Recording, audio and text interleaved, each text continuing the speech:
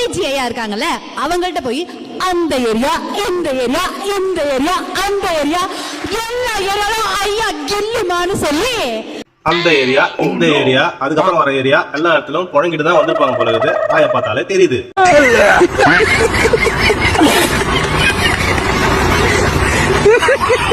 நம் நாடு அதல பாதாளத்தில் சென்று கொண்டிருக்கிறது டயலாக் இங்க நின்னுகிட்டு. ஆமா, பாதாளத்துல போனதால் தானே இவ்வளவு பிரச்சனையே இங்க வந்து பேசுற.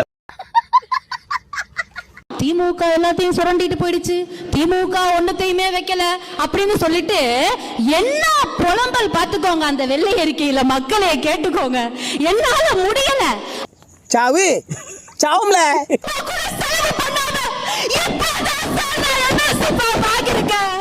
ஐயோ, கயிறு அருந்து செல்போன் கயிறு அருந்து 1.5 வருஷம் ஆச்சு சார். ஐயோ, இப்படி நடிகத்தை நான் பார்த்ததே இல்லம்மா. செம்ம பெர்ஃபார்மன்ஸ். என்ன கூட 1000 ரூபாய் சேர்த்து கொடுத்துருப்பாங்க போல.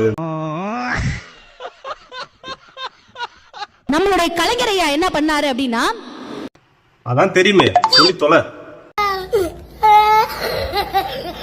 இந்த ரேஷன் கடையை, இந்த பிடிஎஸ் சிஸ்டத்தை கொண்டு போய் மக்கள்கிட்ட சேர்த்த ஒரே மாநிலம் தமிழ்நாடு. அதுக்கு காரணம் திராவிட முன்னேற்ற கழகம், திராவிடியன் ஐடியாலஜின்னு மறந்துட்டு போகாதீங்க.